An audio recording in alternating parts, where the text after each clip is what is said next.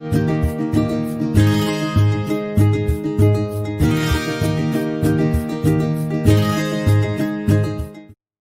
Morning students. இன்றைக்கி என்ன நம்ம டாபிக் பார்க்க போகிறோம் இன் சர்ஃபேஸ் கெமிஸ்ட்ரி அப்படின்னு பார்த்தீங்கன்னா பியூரிஃபிகேஷன் ஆஃப் கொலாய்ட்ஸ். ஒரு 2 நிமிஷம் நேற்றுள்ள வீடியோவில் உள்ளதை நான் உங்களுக்கு ரீகால் பண்ணி சொல்கிறேன். Yesterday we discussed about the preparation of colloidal solution. ப்ரிப்பரேஷனில் 2 மெத்தட், ஒன்று வந்து mechanical dispersion and another one is for the condensation method.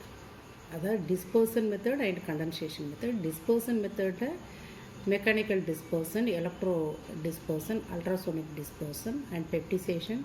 Then condensation மெத்தடில் oxidation, reduction, hydrolysis, decomposition, double decomposition.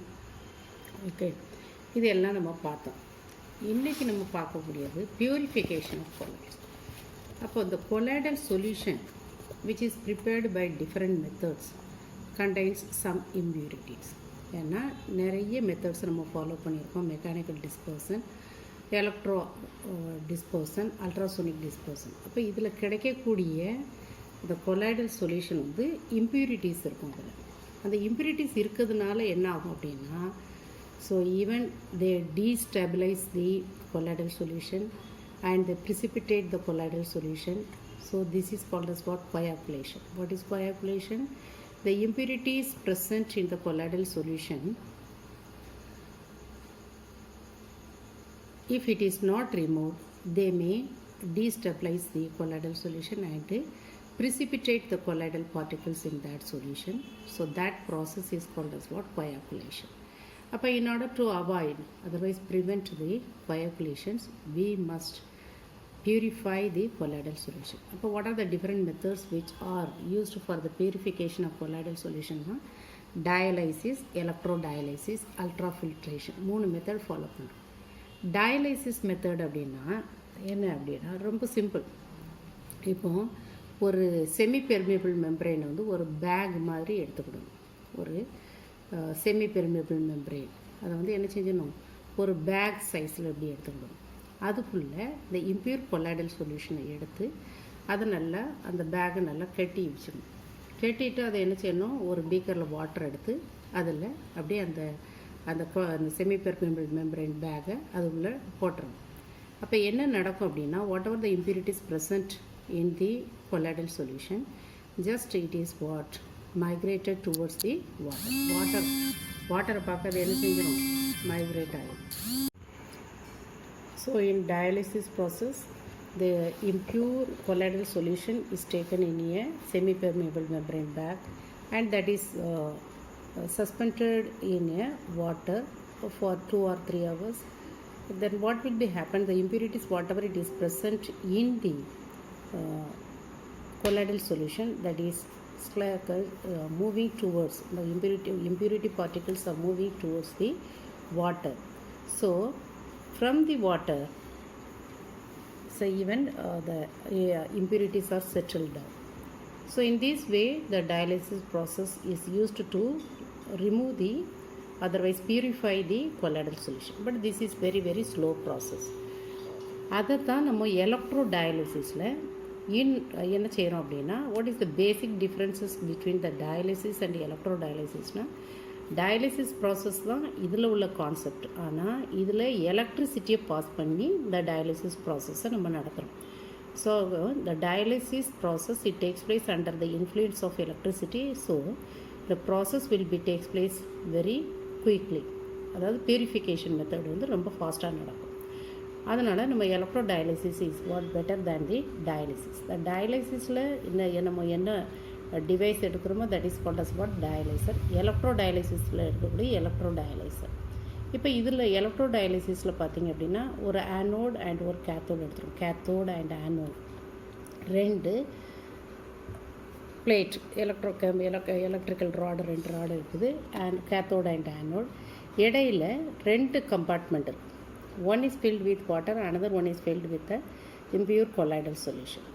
அப்போ when the current is passing through the colloidal solution, what will be happened அப்படின்னா, even the whatever the colloidal particles colloidal solutionல இருக்கக்கூடிய impure particles, just it is moving towards which one? The water. வாட்டருக்குள்ளே போயிடும்.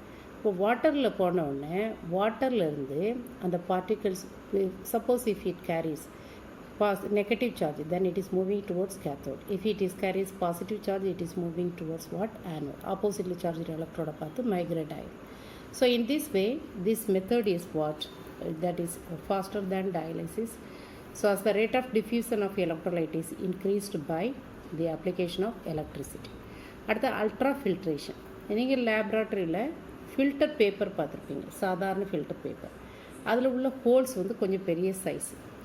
So colloidal பார்ட்டிகல்ஸில் வந்து நம்ம filter பண்ணுறதுக்கு ultra filtration ஒரு மெத்தடை follow பண்ணுறோம். Ultra ஃபில்ட்ரேஷன்னா அதில் என்ன பண்ணுறோம் அப்படின்னா, so even the pressure is applied on the colloidal solution in order to remove the impurities.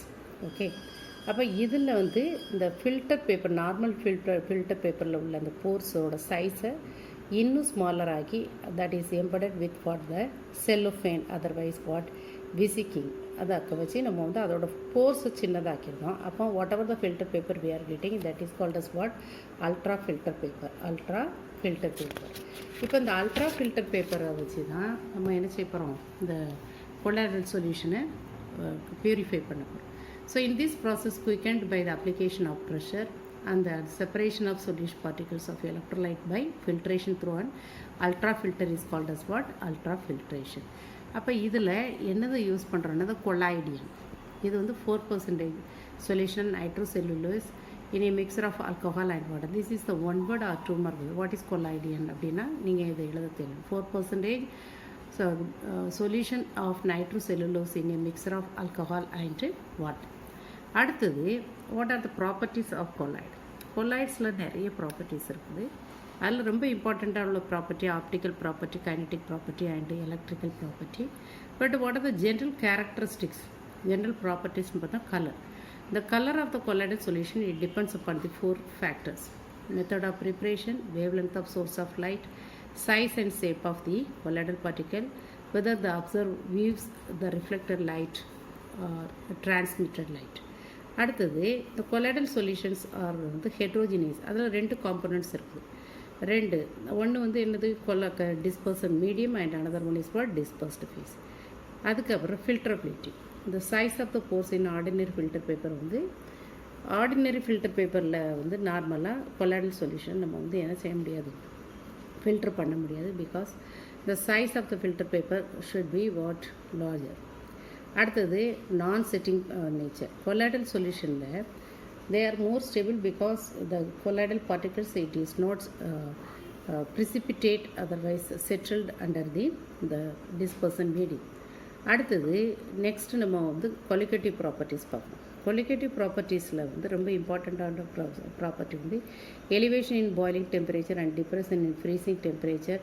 இது எல்லாமே எதுக்கும் இருக்குதுன்னா கொலாய்டல் சொல்யூஷன்ஸ்க்கும் உண்டு.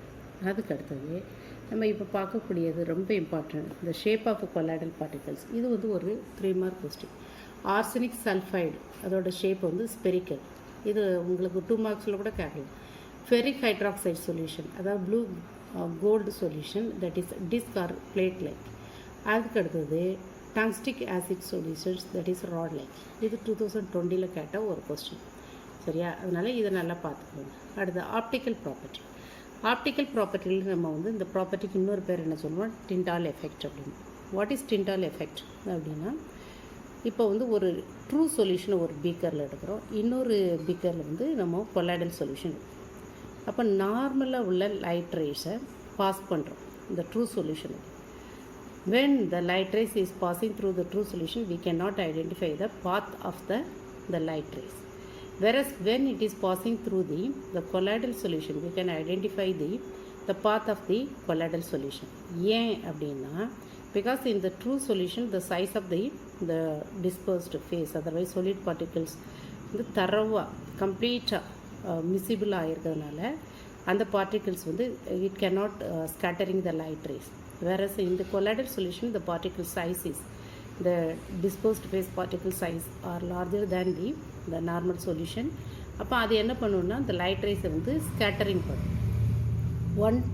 ஒரு போர்ஷன் அப்சார்ப் பண்ணும், இன்னொரு போர்ஷன் ஸ்கேட்டரிங் பண்ணுறதுனால we can weave the path of the light rays. And this effect is called as what? Tyndall effect. The effect is என்ன பேர் சொல்லுவோம்? Tyndall effect சொல்லுவோம். Very important 2 mark question. The colloidal particles absorb a portion of light and the remaining portion is scattered so the surface of the colloid, and therefore we can see the path of the light rays very clear. Kinetic property. Kinetic property first the scientist Robert Brown, அவர் தான் under ultra மைக்ரோஸ்கோப்பில் அவர் கண்டுபிடிச்சார். Even whatever the pollen grains suspended in water that can be identified by the ultra microscope. இதே இந்த கான்செப்டை use பண்ணி அவர் ஒரு ப்ரானியன் movement for the colloidal particles வச்சுருந்தார். என்னென்னா when the colloidal solutions are observed under the ultra microscope, the colloidal solution உள்ள particles, அதாவது the solid particles, so it is continuously moving from one place to another place, and that movement is randomly moving, and it is what it is dashing, otherwise what it is bombarding on the walls of the container, and this effect is called as what? Kinetic property. This effect is called as kinetic property. And the kinetic property வச்சு நம்ம 2 இதை நம்ம சொல்லலாம். என்ன அப்படின்னு பார்த்தீங்கன்னா, ஒன்று வந்து ஸ்டெபிலிட்டி. அப்போ இந்த பார்ட்டிகல்ஸ் கண்டினியூஸ்லி இந்த Brownian மோஷனில் பார்த்தீங்கன்னா இந்த solid particles are continuously moving from one place to another place அப்படிங்கும்போது அதனோட கைனட்டிக் எனர்ஜி அதிகமாகும். இன்னொன்று வந்து due to the movement of the particles, so it is more stable the colloidal solution since it does not undergoes what precipitation. அதனால் இதுதான் Brownian மூமெண்ட்டோட enables அப்படின்னா, அதாவது இதோட பெனிஃபிட்ஸ் இந்த மூமெண்ட்டோட to calculate the Avogadro number as well as what to confirm the kinetic energy, kinetic theory which considers the ceaseless rapid movement of the molecules. So to understand the stability of the colloidal solution, as the particles continuously rapid movements, they do not come close and hence they do not get condensed. அடுத்தது electrical property. Electrical property அப்படின்னு நம்ம பார்க்கறதுல first வந்து Helmholtz double layer பார்க்கணும். இந்த Helmholtz double layer அப்படின்னா என்ன அப்படின்னா, இப்போ வந்து the colloidal particles it absorb the only one charge, one type of charged ions on its surface. ஒரு டைப் ஆஃப் சார்ஜ். அப்போ சப்போஸ் இந்த பார்ட்டிகல்ஸ் வந்து நெகட்டிவ்லி சார்ஜ்டு பார்ட்டிகல்ஸாக இருந்ததுன்னா அது பாசிட்டிவ்லி சார்ஜ்டு பார்ட்டிகல்ஸை அப்சார்ப் பண்ணி அது ஒரு லேயரை ஃபார்ம் பண்ணி வைக்கும். அப்போ அதுக்கு ஈவன் டிஸ்பர்சன் மீடியம்ஸில் உள்ள அயான்ஸ் வந்து இந்த பார்ட்டிகல்ஸை இந்த ஃபஸ்ட்டு லேயரை சரௌண்ட் பண்ணி வரும். அப்போ there are 2 layers are form. நல்லா பார்த்துக்கோங்க. இது negatively charged particle colloidal solution உள்ள it absorbs the positively charged particles on its surface. Then from the medium, dispersion medium, the oppositely charged ions are surrounded by the first layer. The first layer is called as what? Stern layer, and the second layer is called as what? Slipping plane. Okay, so in this way the 2 layers are surrounded by the colloidal particles. This is called as what? Helmholtz double layer. That's all.